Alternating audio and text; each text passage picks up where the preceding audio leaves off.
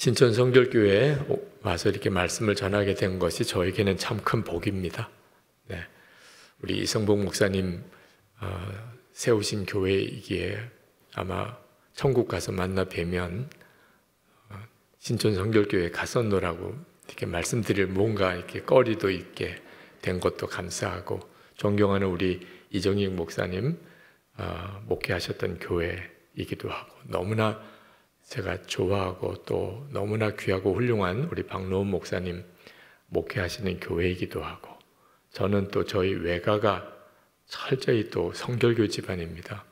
그래서 그 점에 대해서도 저에게 좀 특별한 의미가 있는 신천 성결교회에서의 3일 동안의 집회입니다. 저는 이번 3번의 집회를 통해서 정말 예수님을 잘 믿으시자 말씀을 드리려고 합니다. 여러분 다 예수님을 믿으시는 분들이기 때문에 진짜 잘 믿으시도록, 이왕 예수님을 믿으셨으니 정말 잘 믿으시도록 그 3번의 말씀을 드리려고 합니다.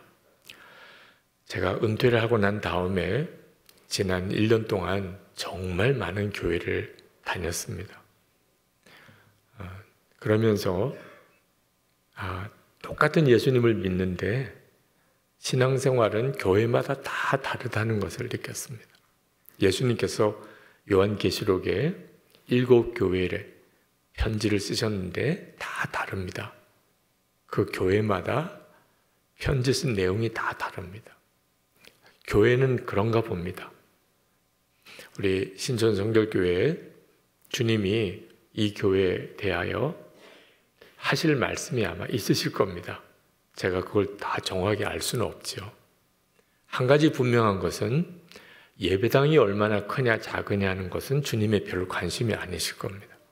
교인 수가 얼마나 되느냐도 별로 주님의 관심이 아닐 것입니다. 주님의 관심은 신천 성결교회 교인들이 얼마나 예수님을 잘 믿으시는가, 그것만 주님의 관심이실 겁니다.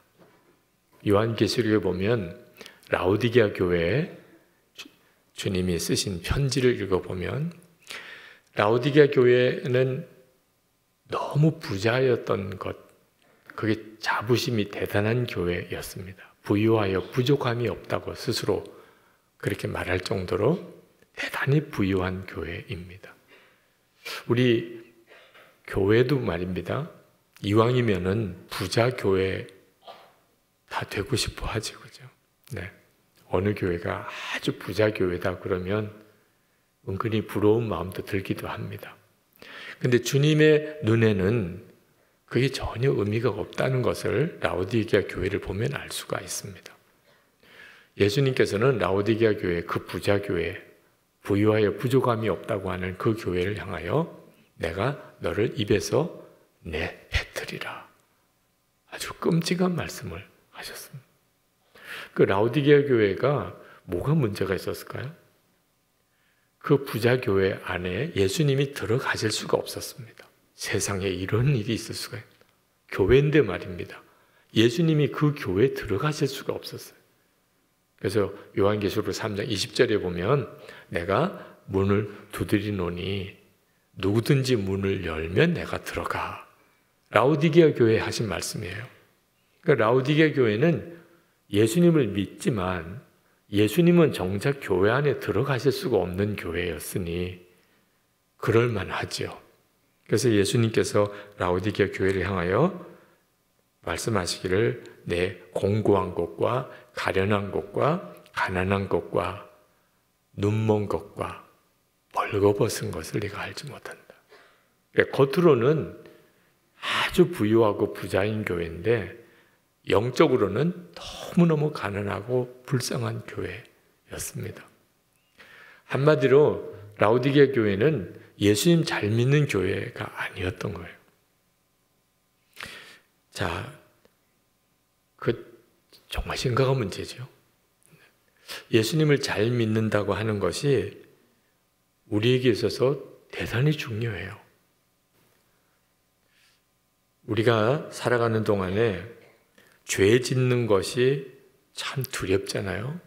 근데 그보다 더 심각한 문제가 자기가 어떤 죄를 짓고 사는지를 모르는 것. 그러면 회개도 못하는 거예요. 내가 뭘 잘못했는지 알면 그러면 회개하고 고칠 수는 있잖아요. 근데 자기가 뭘 잘못했는지 모르고 살면 그건 정말 심각하잖아요. 그러니까 라오디게아 교회의 문제는 자기들이 무슨 문제가 있는지를 모르고 오히려 거꾸로 자기들은 부자로 부족함이 없다고 생각하는, 이거 정말 심각한 문제죠. 그러니까 하나님과 라오디게아 교회 사이에 막힌 담이 있었던 거예요. 저는 오늘 여러분과 같이 말씀을 나눌 때 주님 앞에 간절히 기도하기를, 하나님 우리가 무슨 문제가 있는지를 알게 해주세요. 오늘은 하나님께서 우리에게 진짜 회개의 문을 여시는 날 되었으면 좋겠어요. 하나님과 우리 사이에 뭐가 이렇게 막힌 것이 있으면 주님이 깨닫게 하시고 그걸 정말 회개하고, 그래서 그 막힌 것이 해결되어지기를 축복합니다. 한국 교회가 지금 가지고 있는 심각한 문제가 어느 순간부터 율법주의적인 종교가 되어버린 거예요. 불교 아시죠? 또 이슬람교도 아시죠? 또 유교도 아시죠? 거기에 그냥 기독교가 들어가는 거예요. 그 사람들은 기독교가 특별할 거라고 전혀 생각을 안 하는 거예요. 우리가 불교와 비교가 되는 것 자체가 말도 안 된다고 생각하지만 사람들은 기독교나 불교나 그냥 종교일 뿐인 거예요. 겉으로는 열심히 여전히 대단합니다. 이 율법주의자들도 열심히 대단해요. 율법주의적인 종교의 특징이 유교라든지 이슬람교라든지 그런 게 율법주의적인 종교입니다. 그들의 기도 생활이나 또 그들의 종교 생활을 보면 그 열심은 인정해 줄 만하죠. 근데 우리도 잘못하면 우리의 신앙생활이 그런 어떤 율법적인 열심만 남아있는 거가 될 수 있다는 거예요. 우리가 율법주의적인 종교가 되어버린 현상 중에 하나가 말씀은 아는데 말씀대로 살지는 않아요. 정말 심각한 거죠. 여러분, 항상 기뻐하라는 말씀 들어본 적이 있나요? 충격 받으셨나요? 그런 말씀도 다 있어. 그래서 항상 기뻐하시나요? 그게 지금 율법적인 종교로 내가 지금 신앙생활 하고 있는 뚜렷한 증거 중에 하나예요. 말씀은 알지만 내 삶은 말씀하고 달라요. 예수님이 우리 안에 계세요. 우리가 아까 찬양도 했잖아요. 예수님 내 마음에 계시다고. 그런데 은밀한 죄를 짓고 살아요. 그건 무서운 율법주의적인 종교가 되어버린 거예요. 예수님이 내 안에 계시다는 것은 더 이상 실제가 아니에요. 마음에 기쁨도 없고 평안도 없고 감사도 없고 사랑도 없고, 그런데 겉으로는 열심히 신앙생활을 해요. 이 정말 무서운 일이 되어버린 겁니다. 마음에 하나님과 사이에 뭐가 이렇게 꽉 막혀버린 거예요. 역대상 10장에 보면 사울 왕이 블레셋과의 싸움에서 죽습니다. 그 아들과 함께. 근데 그때 하나님이 사울 왕을 전쟁에서 죽게 하셨는데 이유를 말하기를 신접한 자에게는 묻고 하나님에게는 묻지 않았다는 거예요. 그러니까 사울 왕이 블레셋과의 전쟁을 앞두고 귀신 들린 여자에게 찾아가서 그 사무엘 선지자를 불러달라고 뭐 그런 내용을 여러분도 아시죠? 그게 죄라는 거예요. 그런데 사무엘상 31장을 읽어보면 사울 왕이 블레셋과의 전쟁을 앞두고 하나님 앞에 간절히 기도합니다. 실제로 기도했어요. 하나님께 기도했다고요, 사울 왕이. 그런데 하나님이 응답을 안 해주세요. 아무런 응답을 안 하십니다. 그러니까 너무너무 다급해서 신접한 자에게 찾아가서 사무엘의 영혼을 불러내는 그런 일을 해요. 자, 성경을 가만히 읽어보면 분명히 사울 왕이 기도했는데 왜 역대상 10장에서는 신접한 자에게는 묻고 하나님에게는 묻지 않았다고 했나? 사울 왕과 하나님 사이에 아주 탁 닫힌 담이 있었던 거예요. 기도를 한다고 다 기도가 아닌 겁니다. 그러니까 사울 왕이 하나님께 기도했지만 이미 하나님과 사울 왕 사이에는 도무지 넘을 수 없는 담이 생겨져 있었어요. 그건 사울 왕이 평소에 하나님의 임재와 그리고 하나님께 향한 마음과 갈망이 전혀 없었던 사람이었습니다. 아주 예감이 안 좋은 그런 전쟁을 이제 눈앞에 두고 그때서야 마음이 급하니까 하나님께 구하기는 했는데 이미 하나님과 사이에는 아무런 교통함이 없는 사람이었던 거예요. 지금도 많은 그리스도인들이 기도를 안 하는 게 아닙니다. 정말 간절히 열심히 기도하는 분들도 있어요. 그런데 답답해해요. 내가 기도하는 것을 하나님은 들으셨을까? 기도하면 하나님이 나에게 뭐라고 응답하시나? 그 점에 대해서 전혀 확신이 없어요. 사울 왕이 남의 이야기가 아닙니다. 기도는 하고는 있는데 실제로는 전혀 하나님과 사이에 교통함이 없어요. 이건 정말 심각한 거예요. 자, 여러분 안에 하나님과 사이에 이 막힌 담이 있는지 아닌지 한번 간단하게라도 한번 점검을 한번 해보면 좋겠습니다. 제가 한 분 한 분 다 점검해 드릴 수는 없겠고 그냥 전체가 함께 점검을 한번 하시죠. 제가 한 10가지 정말 생명의 신앙을 가지고 있는 사람, 살아계신 예수님이 내 안에 내 생명이 되시고 내 주님이 되시고 나의 왕이 되신 그런 사람인지 아니면 그냥 율법주의적인 종교로서 내가 예수를 믿고 있는지 한 10가지 질문을 해보면 드러나요. 예수님을 믿으면 이렇게 된다고 성경이 말하는 내용들을 한번 여러분에게 질문을 드릴 테니까 듣는 즉시 아멘 이렇게 마음에서부터 아멘이 되시는 분은 큰 소리로 아멘 해주실 거예요. 근데 들었는데 갑자기 마음에 좀 혼란스러워요. 그냥 아멘 해야 되나 말아야 되나 약간 좀 마음에 걸림이 생기는 가만히 계시면 돼요.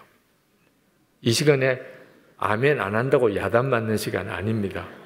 네, 헷갈리거나 또는 확신이 없거나 그러면 가만히 계시면 돼요. 그러면 점검이 됩니다. 자, 첫 번째로 아주 쉬운 문제예요. 십자가로 인하여 속죄함의 확신이 있습니까?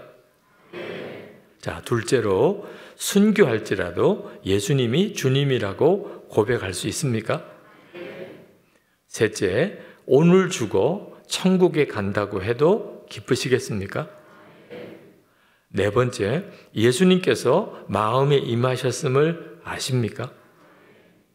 다섯 번째, 내 양은 내 음성을 듣는다고 했는데 주님의 음성을 듣습니까?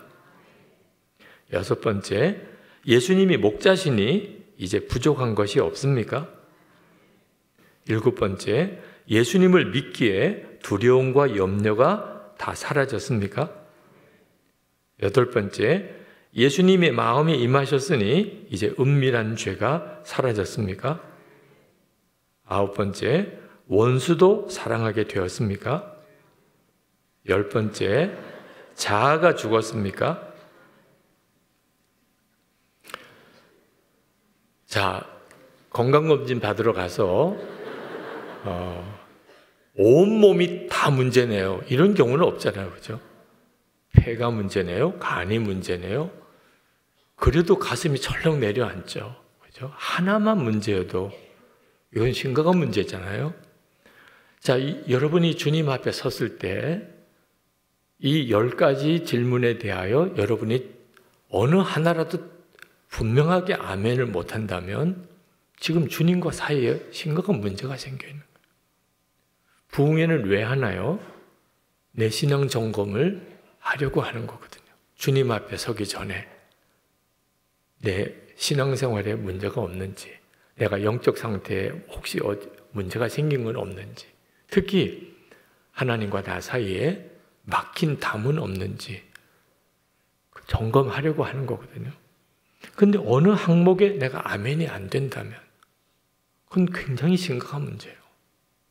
이 3일 동안 5번의 집회를 하게 될 때 여러분들이 정말 진지하게 기도원에 와 있다고 생각하고 잠깐 집에 갔다가 오는 거예요.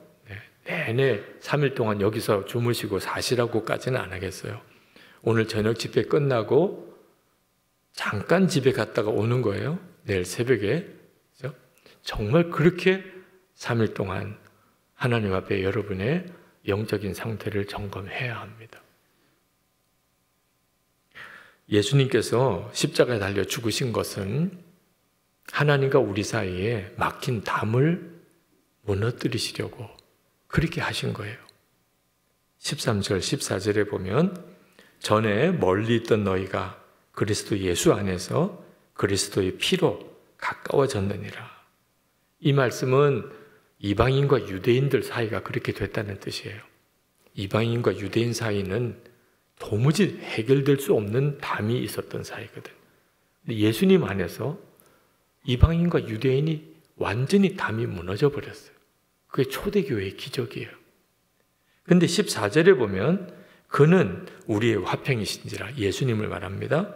둘로 하나를 만드사 원수된 것 곧 중간에 막힌 담을 자기 육체로 하시고, 예수님이 십자가에 죽으신 것은 이방인과 유대인 사이에 도무지 해결되지 못할 담을 완전히 무너뜨리셨다. 주님의 십자가가. 지금도 이스라엘과 아랍인들 사이에 정말 끔찍한 전쟁을 벌이고 있잖아요. 이 유대인, 이방인, 도무지 넘을 수 없는 벽이 있었던. 그런데 유일하게 예수님의 십자가 안에서 그 벽이 무너진 거예요. 그런데 이렇게 사람 사이에 도무지 해결될 수 없는 사람 사이에 담이 무너지는 이 일은 하나님과 우리 사이에 담이 무너졌기 때문에 그 일이 가능해지게 된 겁니다. 16절, 18절 제가 읽겠습니다. 또 십자가로 이 둘을 한 몸으로 하나님과 화목하게 하심이라. 그러니까 이방인과 유대인이 마음의 벽이 무너지게 하신 것은 예수님께서 십자가로 그 둘을 하나가 되게 하심으로 하나님과 화목하게 만드셨다. 원수된 것을 십자가로 소멸하시고, 그리고 18절 하반절에 그로 말미암아 우리 둘이 한 성령 안에서 아버지께 나아감을 얻게 하려 하심이라. 그러니까 하나님과 사이에 막힌 담이 해결되는 것과 사람들 사이에 막힌 담이 해결되는 것이 같이 간다는 겁니다. 우리는 예수님을 믿게 될 때 분명히 사실 상상이 안 되는 은혜를 받았는데 하나님과 막힌 담이 해결되고 사람들 사이에 막힌 담도 다 해결되는 역사를 십자가 복음으로 얻게 됐습니다. 이것이 우리가 받은 은혜예요. 그런데 문제가 생겼어요. 분명히 그런 은혜를 받았는데 여전히 하나님이 현실이 아니에요. 하나님은 나에게 너무 멀리 계신 것 같아요. 지금도 나와 함께 살아계신 하나님, 그렇게 고백은 하지만 실제로 하나님이 내게 현실이 아니고 뭔지 모르게 하나님과 사이에 뭐가 딱 막힌 게 있는 것 같아요. 제가 어느 교회 부흥회를 갔더니 그 부흥회 주제가 하나님이 현실이 되게 하자. 정말 기가 막힌 주제예요. 우리가 다 하나님을 믿지요. 근데 문제는 하나님이 내 삶의 현실이 아닌 거예요. 하나님과 뭔가 문제가 있는 것 같아요. 하나님과 사이에 막힌 담이 있으니 자동적으로 사람들 사이에도 다 막혀버린 것. 부부 사이에도 뭔가 담이 있는 것 같고, 부모 자녀 사이에도 담이 생긴 것 같고, 교인들 사이에도 다 담이 있고, 교회 사이에도 다 담이 생긴 거예요. 하나님과 사이에 담이 있으니까 사람들 사이에도 다 담이 생긴 거예요. 예수님이 십자가 지시기 전 상태로 마치 돌아간 것처럼. 이게 얼마나 기가 막힌 일이에요. 여러분, 우리가 회개할 죄가 많습니다. 정말 술 취하고 방탕하고 음란한 죄, 그런 죄가 있다면 정말 회개해야 하죠. 거짓말하고 욕심 부리고 가정에 충실하지 못하고 재정과 시간을 마음대로 허비하고, 하여튼 우리가 하나님 앞에 회개할 죄들이 너무너무 많아요. 그런데 알기는 좀 분명하게 알았으면 좋겠어요. 무슨 죄가 가장 심각한 죄지요? 우리가 짓는 죄 중에 무슨 죄가 가장 심각한 죄일까요? 많은 분들이 그 점을 잘 몰라요. 간음하고 음란한 짓을 한 사람은 진짜 상종하기도 싫은 죄를 지은 거죠. 그죠? 그런 죄가 드러나면 그 사람이 목회자든 또는 장로님이든 또는 교회 교인이든 그건 정말 교회 안에 너무너무 수치스러운 일이 되잖아요. 재정사고가 나는 일도 일어나고, 교인들이 재정적으로 사고를 치고 사기꾼 노릇하는 경우도 참 민망한 일이죠. 욕심을 부리는 것도 그렇고, 교인들 서로 사이에 시기 질투하는 것, 서로 높아지려고 하는 것, 그것도 참 우리가 부끄러운 죄 중에 하나죠. 그런데 그 모든 죄들 중에 가장 심각한 죄가 있어요. 그걸 정확히 아셔야 돼요. 우리가 짓는 죄 중에 사람에게 짓는 죄가 있습니다. 또 하나가 자기 자신에게 짓는 죄가 있어요. 다 심각한 죄예요. 그런데 하나님에게 짓는 죄가 있습니다. 당연히 가장 심각한 죄는 하나님께 짓는 죄지요. 불신자들이 짓는 죄, 그들이 짓는 죄 중에 제일 무서운 죄가 하나님을 믿지 않는 죄입니다. 그 사람들은 이해가 안 되죠. 하나님 믿지 않는 게 왜 그렇게 심각한 죄인지. 하나님이 정말 살아계시다면 가장 심각한 죄이죠. 모든 죄는 사실 거기서부터 나온 것들입니다. 그런데 하나님을 믿는 성도들도 하나님께 짓는 죄가 있어요. 우리는 다 하나님을 믿잖아요. 그런데 우리가 하나님께 짓는 죄가 있다고요. 그게 뭐죠? 예수님을 영접하고도 예수님을 무시하고 사는 거예요. 우리가 다 고백해요. 예수님은 내 안에 계시다고. 영접했으니까. 우리가 예수님을 다 영접했잖아요. 그런데 실제로 오늘 하루 여러분은 예수님을 얼마나 생각하고 사셨나요? 여러분 안에 계시다면, 예수님이 여러분 안에 계시다면 아침에 눈을 뜰 때 여러분은 예수님을 생각하셨나요? 눈 뜬 그 첫 순간 여러분 안에 계신 것을 진짜 믿는다면 눈 뜬 순간이 주님, 그래야 되는 게 맞죠. 여러분 누구랑 식사할 때 주님도 함께 생각하셨나요? 혼자 있든지 사람들과 같이 있든지 일을 하든지 또는 쉬는 시간이든지 주님은 항상 여러분 안에 계셨잖아요. 그 점을 여러분은 오늘 정말 분명하게 인식하셨나요? 만약에 그러지 않았다면, 목사님 오늘 제가 주님을 거의 생각 못하고 살았네요. 바쁘게는 살았어요. 새해가 들어왔으니 월요일이고 뭐 할 일이 얼마나 많아요. 정신없이 살았어요. 저녁 부흥회도 또 있으니 저녁 일과를 다 뒤로 미루고 아주 허겁지겁 여기 오셨어요. 근데 와서 가만 생각하니까 오늘 거의 주님 생각 못하고 살았어요. 여러분, 이것은 무슨 뜻이에요? 완전히 주님을 무시하고 살았다는 거죠. 예수님이 내 마음이 계시지 않다면 주님을 생각하지 못하고 산 게 주님께 무슨 죄가 되겠어요? 그런데 예수님을 여러분의 마음에 모시고 산다면 문제는 달라지는 거예요. 만약에 여러분이 집에 갔는데 가족들이 다 여러분들을 전혀 본 척도 안 한다면 그날 여러분의 마음은 어떨까요? 여러분 교회에 왔는데 여기는 지금 신촌성결교회 교인 아니신 분들도 혹 있으실지 모르겠어요. 그런데 신촌성결교회 교인이시라면 내 교회에 왔잖아요. 그런데 누구도 날 아는 척도 안 해요. 본 척도 안 해요. 그러면 여러분의 마음이 어떠실까요? 무시당해 보셨죠?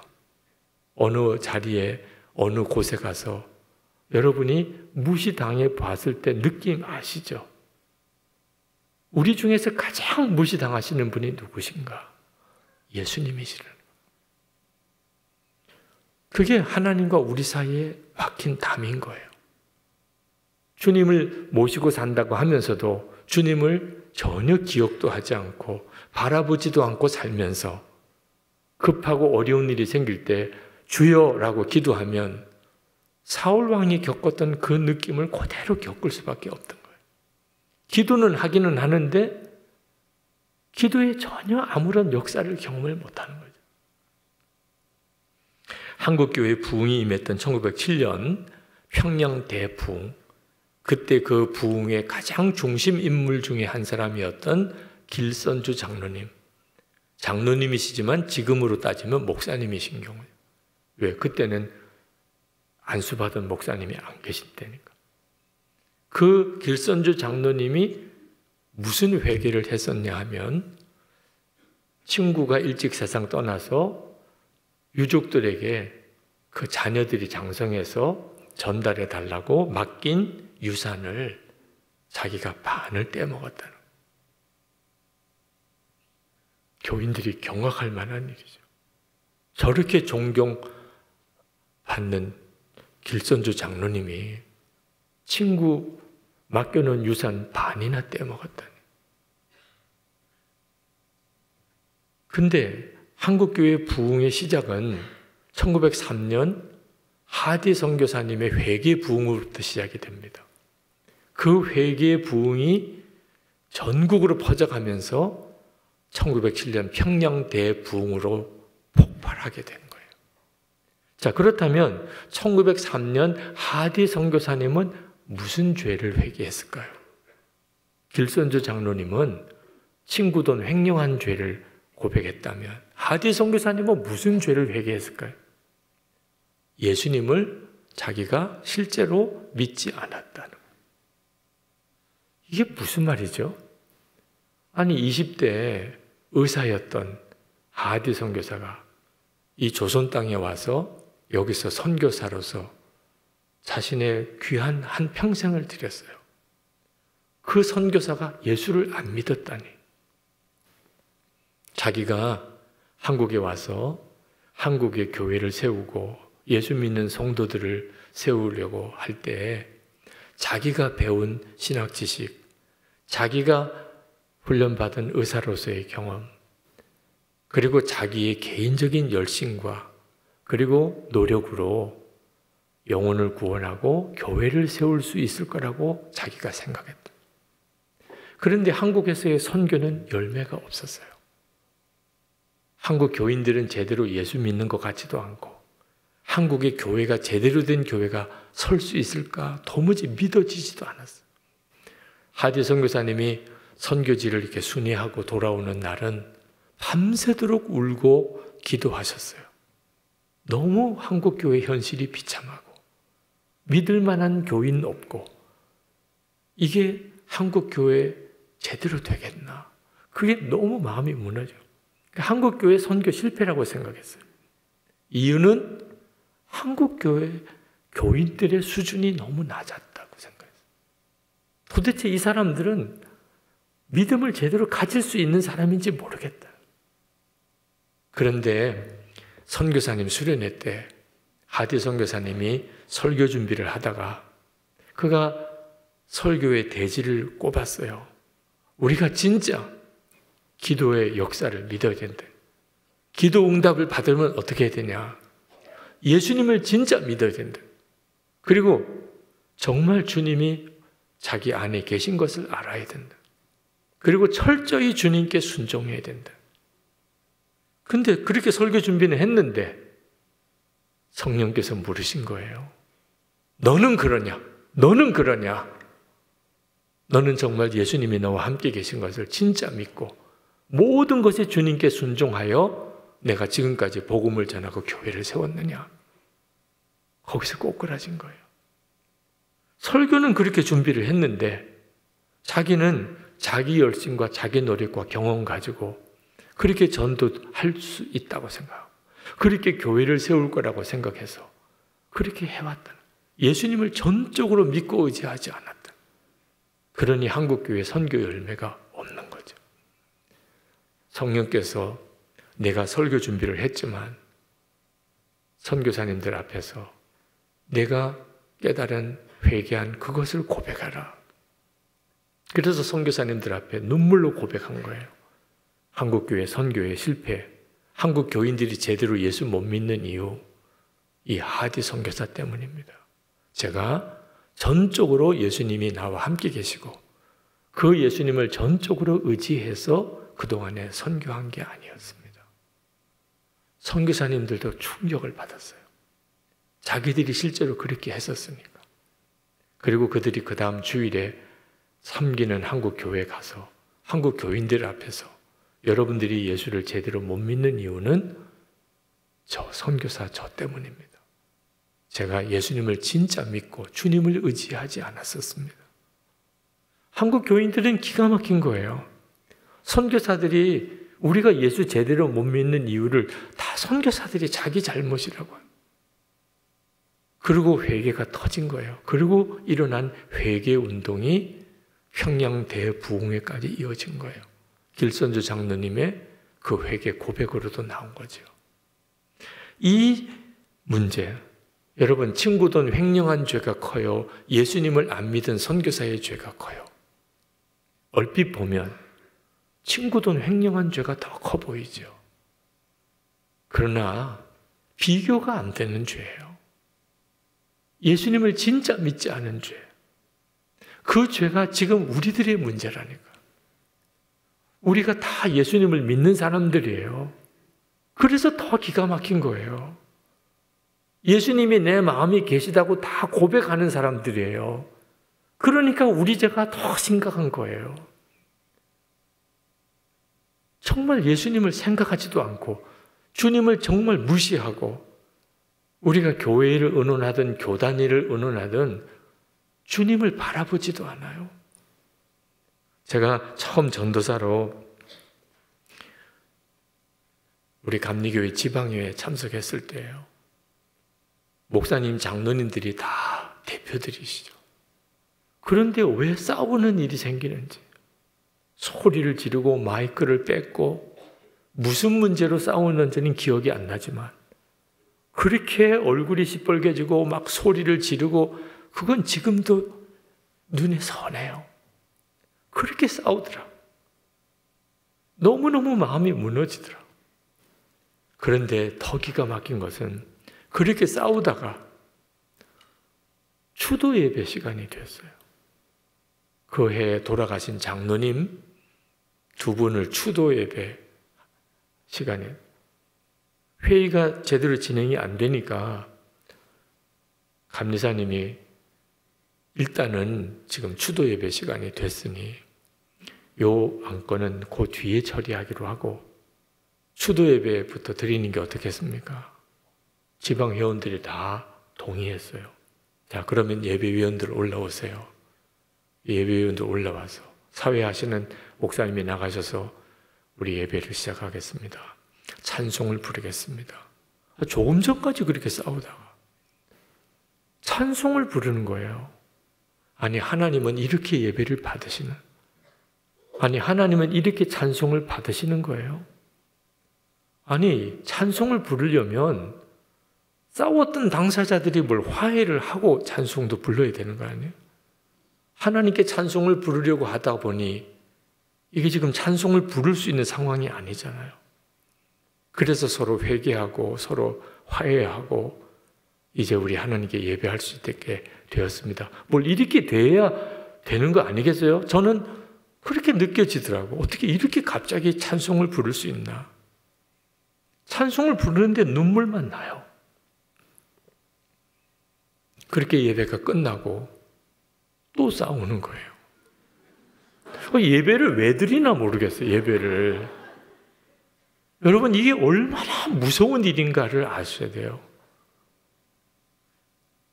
이건 진짜 소름이 끼치도록 무서운 일인 거예요. 율법주의적인 종교화되어 가는 것은요, 진짜 끔찍한 일이에요. 겉으로는 예배도 드려요. 기도도 해요. 헌금도 해요. 여러 가지 전도 일도 해요. 실제로는 주님을 안 믿어요.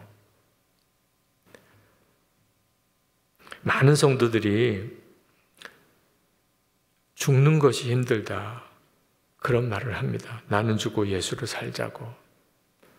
실제로 예수님을 마음에 영접했으면 나는 죽고 예수로 살아야만 돼요. 예수님을 내 생명으로 영접했으면 나는 죽는 거죠. 그래야 예수님이 내 생명이 되시는 거잖아요. 그래서 나는 죽고 예수로 사는 복음을 설교하면 많은 분들이 힘들어하세요. 목사님, 죽는 거 진짜 어려워요. 죽는 거 너무 힘들어요. 절대 그렇지 않습니다. 안 죽고 예수 믿으려니까 어려운 거죠. 죽는 게 어려운 게 아니에요. 그건 이미 이루어진 일이에요. 하나님께서 예수님을 십자가에 죽게 하실 때 예수 믿는 모든 성도들은 예수님과 함께 십자가에서 죽었다고 하나님이 이미 정하신 거라니까. 우리는 믿기만 하면 되는 거예요. 사무엘하 6장에 보면 웃사 이야기가 나옵니다. 이 웃사가 법궤를 새 수레에다가 싣고, 그리고 소가 끄는 수레를 그 법궤를 싣고 예루살렘으로 이제 옮겨가는 일입니다. 그 자체가 하나님이 말씀하신 대로가 아니죠. 법궤는 수레에다가 싣고 가면 안 돼요. 법궤에 만든 고리에다가 거기에 막대기를 꽂고, 그리고 레위인들이 메고 옮겨야만 되는 거죠. 근데 그걸 전혀 누구도 몰랐어요. 그래서 나름대로 잘하느라고 새 수레를 만들고 거기다가 법궤를 싣고 그리고는 가는데 갑자기 소가 날뛰는 거예요. 법궤가 이제 떨어지게 생겼습니다. 요즘 우리 이 아스팔트 길, 그래도 겉으로는 깨끗한 길이죠. 우리도 뭐 얼마 전에는 다 흙길이었잖아요. 그 흙길 짐승들이 오고 가면서 온갖 배설물이 그냥 난무하는 진짜 말할 수 없이 더러운 길 아니에요. 그 길에 여호와의 법궤가 뒹구는 상황이 된 거예요. 이것만큼은 막아야 되잖아요. 법궤가 다른 데도 아니고 길바닥에 뒹굴게 할 수는 없잖아요. 그러니 웃사가 그 법궤가 그냥 떨어지려고 하니까 급하게 법궤를 붙잡았다니까요. 무슨 죄예요, 그게? 근데 법궤를 붙잡았다고 웃사가 그 자리에서 죽었습니다. 하나님이 죽이셨어요. 도대체 하나님은 왜 그렇게 하셨죠? 웃사가 무슨 큰 죄를 지은 거예요? 상을 줘도 상을 줄 일이잖아요. 근데 여러분 잘 아셔야 돼요. 우리가 생각하기에는 길바닥이 더럽죠. 거기에 법궤가 뒹구는 것만큼 어떻든지 막아야 된다. 하나님께서는 아니 길바닥에 뒹구는 게 낫지. 사람이 손을 대, 사람이? 아니 어떻게 사람이 손을 대 법궤에다가 길바닥에 뒹구는 게 낫지. 길바닥이 더러워? 우리가 보기에는 그렇죠. 길바닥은 그냥 하나님이 지으신 창조 자연 세계 속에 그냥 하나일 뿐이에요. 짐승 오물이 더러워요? 배설물이? 그건 하나님이 지으신 창조 일부인 거예요. 더럽다, 깨끗하다고 말할 수 있는 것은 그냥 우리 관점에서 하는 거죠. 그런데 사람은 달라요. 만물보다 더럽고 부패한 것이 사람의 마음이라. 아니, 길바닥에 나 뒹구는 게 차라리 낫지. 어떻게 거기 사람이 손을 대냐, 사람이. 그래서 즉시 우사가 죽어갔어요. 우사는 우리가 얼마나 더러운 존재인가를 우리에게 분명하게 알게 하기 위한 하나님이 쓰신 종인이죠. 우리가 그런 존재라고. 자, 그런데 그런 우리 안에 예수님이 오셨어요. 예수님이 오셨어요.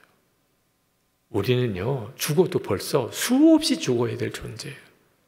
우사가 법궤에 손대고 죽어나갔다면 우리는 예수님 영접한 우리는 도대체 어떻게 살아있다고 말할 수 있겠어요?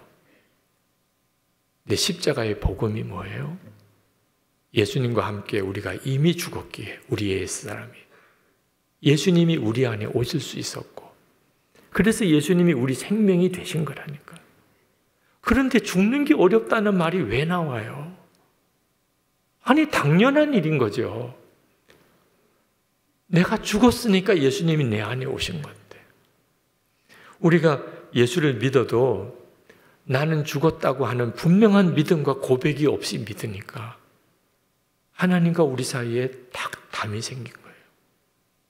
예수를 믿기는 믿는데 주님의 역사가 안 나타나요. 내 속에 생수의 강이 흐르는 것이 느껴지지 않아요. 내 삶에 물이 포도주가 되는 역사가 경험되지 않아요. 예수를 믿기는 믿었는데 왜 도대체 성경에 나와 있는 그 모든 역사는 내게 안 나타나는 거죠?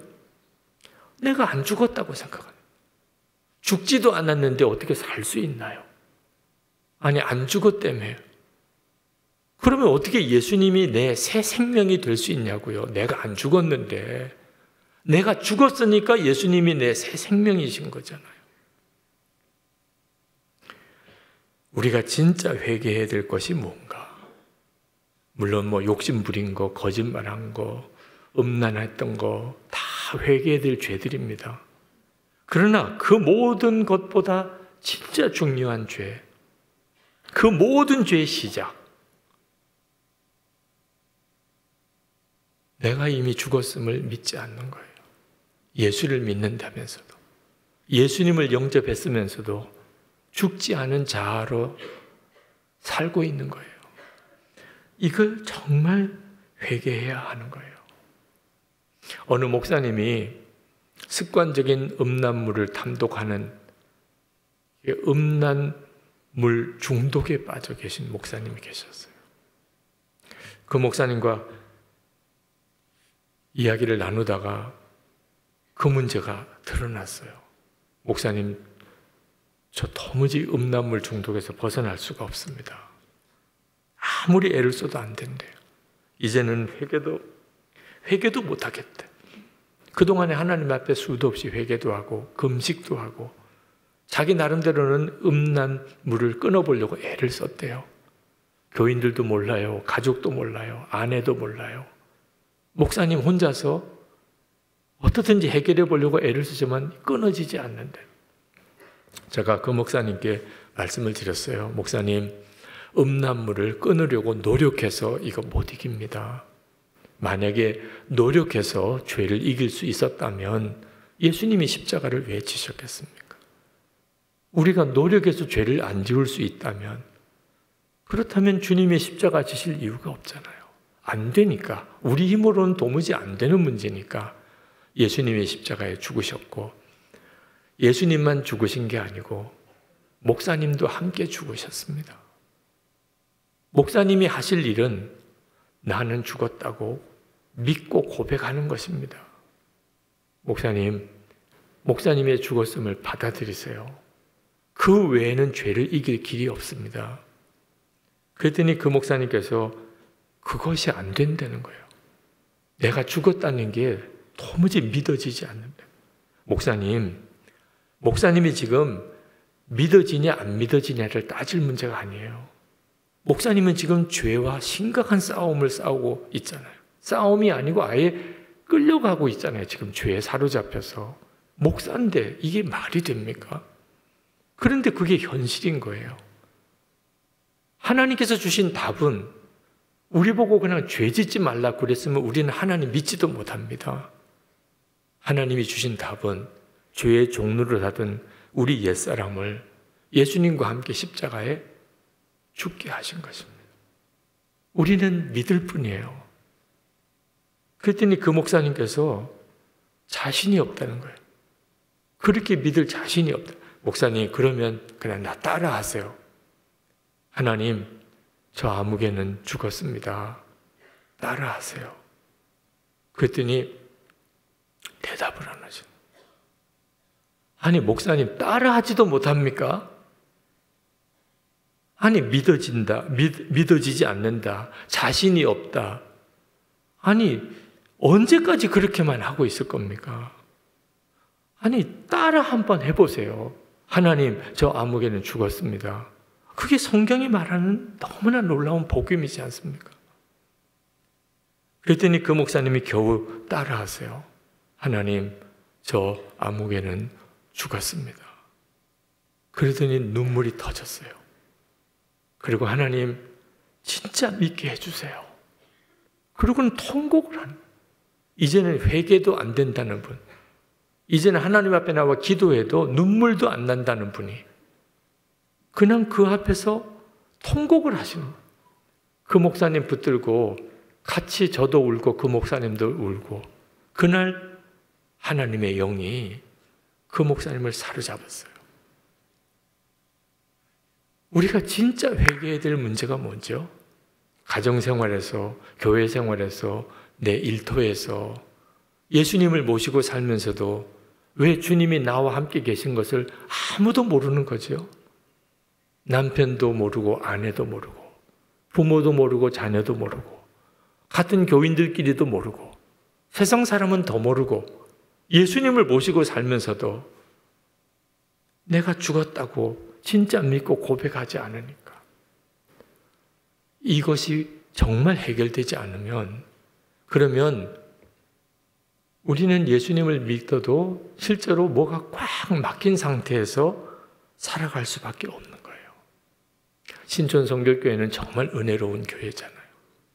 이 교회 교인이라는 것은 정말 자랑스럽잖아요. 그러나 여러분, 아무리 은혜로운 교회 안에 여러분이 있어도 여러분 스스로가 여러분의 영혼이 복된 것은 보장되는 일이 아니에요. 여호수아서에 나오는 아간, 그 아간이 여리고성이 무너졌을 때 하나님이 여리고성에 있는 모든 재물 보아 손대지 마라. 이 여리고성에 있는 모든 것은 다 하나님의 것이다. 손대지 마라. 다 불태워버리라. 그랬는데도 불구하고 아간이 외투 하나랑 은 200세겔 덩어리, 금 50세겔 덩어리, 그걸 숨겼어요. 그 죄 때문에 그 다음 아이성에서 이스라엘이 크게 패합니다. 그리고는 하나님 앞에 여호수아가 나가서 하나님 앞에 간절히 기도하면서 누군가가 여리고성에 재물을 손댄 자가 있다는 사실을 알게 된 거예요. 그리고 제비를 뽑게 되죠. 저는 그리고 나중에 아간이 그랬다고 하는 것이 이제 드러나서 그 아간을 온 가족들과 심지어 가축들까지 다 돌에 쳐서 죽입니다. 여러분, 외투와 은 200세겔, 금 50세겔 덩어리를 숨긴 죄가 그렇게 무서운 죄입니까? 왜 그렇게까지 해야 됩니까? 그 말씀을 묵상하다가 두 가지 충격을 받았어요. 하나는 우리가 이스라엘 백성들이 어떤 백성인지 이미 여러 번 말씀도 듣고 성경 공부하면서 아시죠? 그렇게 하나님의 마음을 속썩이게 했던 백성들이에요.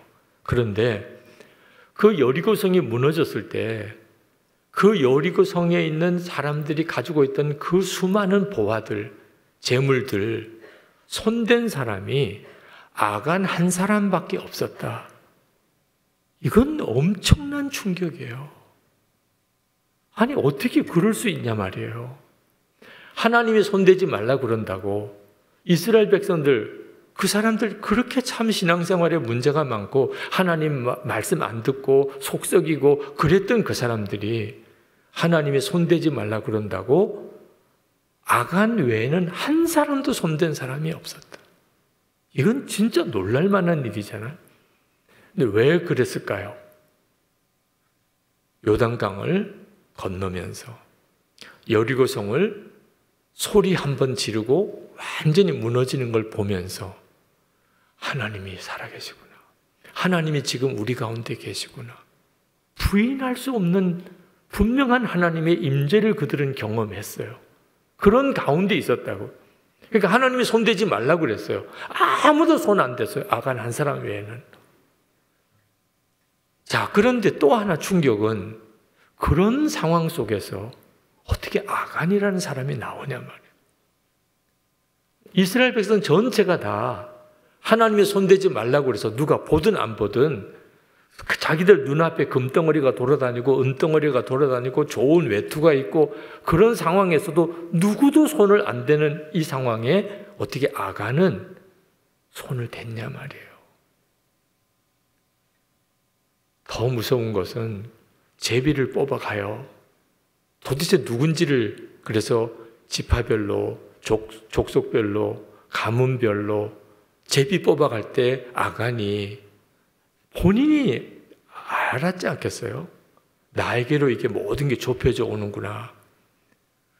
왜 자기가 제비를 뽑기 전에 여호수아요, 제가 외투랑 금은 덩어리 좀 숨겼습니다. 그럴만 하잖아요. 아무리 생각해도 그게 지극히 상식적인 일이잖아요. 어떻게 자기가 제비를 뽑을 때까지 가만히 있을 수 있었냐. 완전히 아간의 심령이 영적으로 딱딱하게 굳어져 있었어요. 그 은혜로운 시간에 하나님의 임재가 그렇게 놀랍게 나타나는 그 상황 속에 아간 같은 사람이 나올 수 있었다. 그러니 여러분, 좋은 교회 다닌다고 그것이 여러분의 믿음을 보장해 주는 게 아니라, 여러분 주변에 믿음 좋은 사람들이 있다고 그래서 여러분도 믿음이 좋은 건 아니라는 거예요. 여러분 스스로가 확인해야 돼요. 하나님과 나 사이에 막힌 담이 무너졌나? 나는 진짜 예수님이 나와 함께 계시고 그리고 예수님과 동행하는 삶을 사는가? 나는 죽고 예수로 사는 그 믿음으로 내가 그렇게 서는가? 제가 한번 어느 교회에 부흥회를 인도하러 갔다가 어느 장로님 한 분이 너무너무 환한 얼굴로 점심 대접을 해주셨어요. 그러시면서 하시는 이야기가, 목사님 이번 부흥회에 우리 교회에 엄청난 일이 일어났는데 우리 집에 놀라운 사건이 벌어졌다. 그래서 무슨 일이냐고 그랬더니 아내 되시는 권사님이 집회가 끝나고 그리고 나가니까 장로님을 끌어안으면서 우시더래요. 여보, 나를 용서해요. 내가 그동안에 당신에게 너무 잘못했어요. 장로님이 너무 당황스럽더래요. 권사님이 갑자기 그렇게 하시니까. 그러더니 집에 갈 때까지도 권사님이 내내 울기만 하시더니 집에 들어가서는 장로님 앉으라고 그러고 그 장로님 앞에 무릎을 꿇고 여보, 나를 정말 한 번만 용서해달라. 다시는 내가 당신한테 마음 상하게 안 하겠다고. 내가 그동안 당신에게 너무 잘못했다고. 그렇게 회개하더라는 거죠. 그래서 제가 장로님은 그래서 어떻게 하셨어요? 그랬더니 장로님께서 하시는 말씀이 하나님 감사합니다. 그랬다는 거예요. 내가 밥을 계속 먹어야 되나 말아야 되나 이런 생각이 들더라고요. 아내 권사님이 그렇게 회개해서 너무 기뻐서 밥을 사주시는 거예요. 제가 그 자리에서는 더 이야기를 안 했어요. 네. 회개는요, 죄를 많이 지은 사람이 하는 게 아니더라고요. 은혜 받은 사람이 하는 거예요. 은혜 받은 사람이 회개하는 거더라고요. 그렇게 영혼이 탁탁하게 굳은 사람이 있더라고요. 그런 은혜의 역사가 일어나는 중에도 도무지 깨닫지도 못하고 회개하지도 못하고 돌이키지도 못하는, 여러분 이 3일 동안의 집회가 여러분이 여러분의 영혼을 정말 말씀 앞에 성령의 역사로 주님 앞에 다 드러내 보는 시간이 되기를 바랍니다. 저는 3대째 목사예요.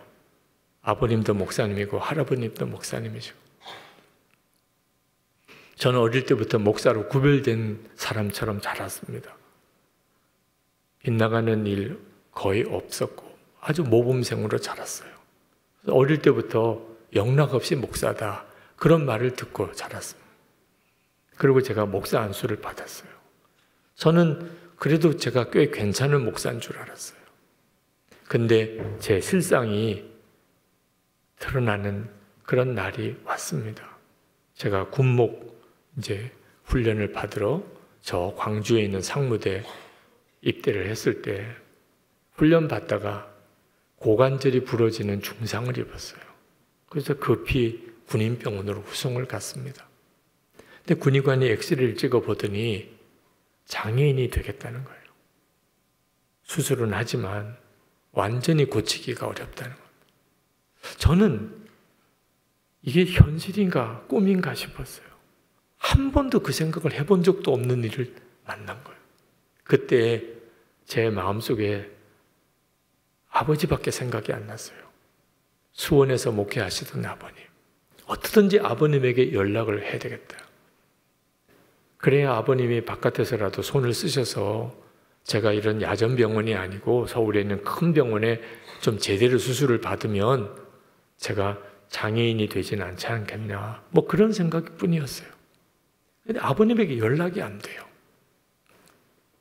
수술 준비실에 이제 저 혼자 응급 수술로 내일 아침에 이제 수술을 들어가는데 혼자 이제 수술 대기실에 저 혼자 있게 됐습니다. 그때서야 하나님 생각이 나는 거예요. 하나님. 아, 그렇구나. 하나님이 계시구나. 그래서 거기서 크게 하나님을 불렀어요. 하나님! 아무 소리가 안 들려요. 어떻게 하나님을 만나는 건지, 하나님의 음성을 어떻게 듣는 건지 저는 알 수가 없었어요. 그렇게 하나님을 3번 크게 불렀어요. 하나님으로부터 아무런 응답이 없다는 것을 느끼고 그냥 누운 채로 통곡하기 시작했어요. 너무너무 비참했어요. 제가 장애인이 된다는 게 비참한 게 아니고 제가 목사인데 실제로는 하나님을 안 믿는 목사. 여러분 누구든지요 진짜 어려운 일이 생기면 자기가 믿는 대상을 찾게 돼 있어요. 누구를 믿는지를 그때 알게 돼요. 근데 저는 아버지를 찾았어요. 하나님이 아니었어요. 저에게 있어서 하나님은 현실이 아니었어요. 그때부터 제 속에 그냥 걷잡을 수 없이 터져나오는 회개. 그동안에 사람들 보는 앞에서 사람들 보이는 내 모습, 보여주는 내 모습, 그건 모범생이었어요. 그러나 아무도 안 보는 그 시간에 나는 말할 수 없이 더럽고 음란하고 거짓되고 교만하고 악하고 사람들은 모르죠. 근데 그날 그게 깨달아지는 거예요. 내가 얼마나 가정하고 더러운 자인지를. 밤새도록 울고 회개하고 울고 회개하고 그냥 생각이 나는 거예요. 사람들 안 보는 그 시간에 내가 어떤 모습이었는지. 그렇게 새벽녘쯤 되어서 꼬박 밤을 샜지요. 예수님의 십자가가 전혀 다르게 느껴지더라고요. 그전에도 이미 저는 그 십자가의 설교도 했었어요. 그렇지만 그 십자가가 나를 구원하는 십자가라는 진실한 고백이 내게 없었어요. 모든 사람을 위한 십자가. 근데 그날은 내 죄를 사하는 그 십자가의 보혈의 능력이 얼마나 감격스러운지. 주님이 십자가에 피 흘려 주신 것이 내 이 모든 죄를 다 씻으시는 은혜라. 그게 얼마나 감격스러운. 그리고 기도가 바뀌었어요. 다리를 고쳐달라고가 아니고 오른쪽 다리를 받치겠다고 그랬어요. 그게 훨씬 더 주의 종이 되기에 좋겠더라고. 두 다리 멀쩡하니까 주의 종이라고 하면서도 실제로는 내가 가고 싶은데 내가 하고 싶은 일 그렇게 살았더라. 제가 하나님의 종이 아니고 하나님이 제 종처럼 그렇게 생각했었더라. 그런데 장애인이 되면 제가 선택할 여지가 없죠. 오라는 대로 어디서 불러주기만 해도 감사한 거죠. 야, 진짜 하나님의 종이 되겠구나. 아버지가 나가 태어나자마자 하나님께 바쳐서 목사가 된 게 아니고 이제는 내가 하나님께 나를 드릴 수 있구나. 그래서 오른쪽 다리 바치겠다고 그랬어요. 고쳐달라고 안 했어요. 한 가지 소원밖에 없었어요. 결국은 주님 앞에 설 거 아닙니까? 제가 이 땅에서 어떻게 살든지 마지막은 주님 앞에 설 때죠. 그때 한마디만 들을 수 있으면 좋겠더라. 주님이 저에게 수고했다. 내 종아. 그 말씀 들을 수 있으면 성공한 거잖아요. 목사로서 한평생을 주의 종으로 일하고 주님이 수고했다고 내 종이라고 불러주시면 다른 소원 아무것도 필요 없더라. 그렇게 눈물은 쏟아지는데 그런데 마음은 너무 기뻤어요. 제가 이제 진짜 주의 종이 되는 것 같았어요. 더 놀라운 것은 그렇게 어제 밤 그 수술 대기실에 있을 때는 하나님이 어디 계신지 모르겠던데 그날 새벽에는 너무나 나와 함께 계신 거예요. 그게 그렇게 믿어져요. 그게 저에게는 회심이었어요. 그리고 모든 게 달라지기 시작했어요. 제 속에 하나님과 사이에 막힌 담이 있었어요. 겉으로는 아주 괜찮은 목사같이 보였어도 영적으로는 아주 완고한 하나님과의 친밀함이라는 게 뭔지도 모르고 주님을 인격적으로 만나지도 못하고 그저 속으로는 내 하고 싶은 대로, 내 되고 싶은 대로, 내 욕망대로 겉으로는 괜찮은 목사처럼 이렇게 살았다. 그날 그것이 꺾어졌어요. 그리고 모든 게 달라졌어요.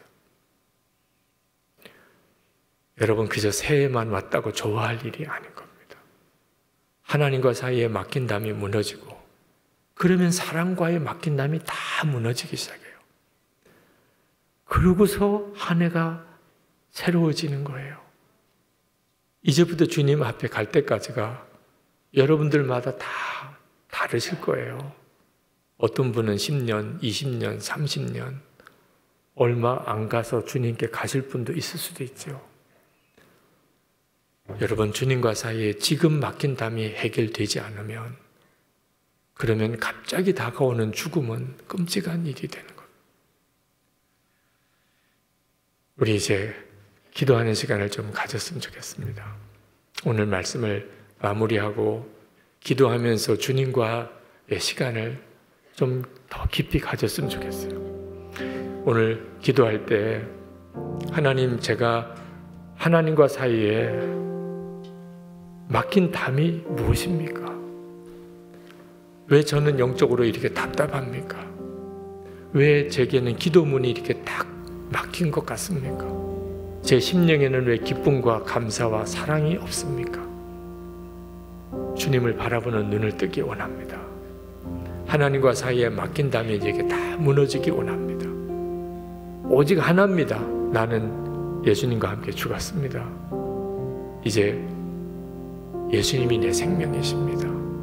여러분이 이 사실 하나를 분명하게 붙잡으면 모든 막힌 담이 다 무너지게 됩니다. 그리고 여러분의 삶 속에서 주님을 경험하기 시작합니다. 주님은 실제로 여러분의 삶의 현실이 되기 시작합니다. 이보다도 더 놀라운 일은 없습니다. 우리 같이 통성으로 기도하기 전에 여러분 정말 주님과 사이에 막힌다면 오늘 다 무너지기를 원합니다. 간절히 정말 원하시는 분들은 자리에서 일어나시기 바랍니다. 절대로 억지로 일어나지 마십시오. 지금 하나님과 사이에 뭔가 막힌 것이 있다고 느껴지시는 분, 근데 하나님 이것이 해결되기 원합니다. 더 이상 이 모습으로 계속 가고 싶지 않습니다.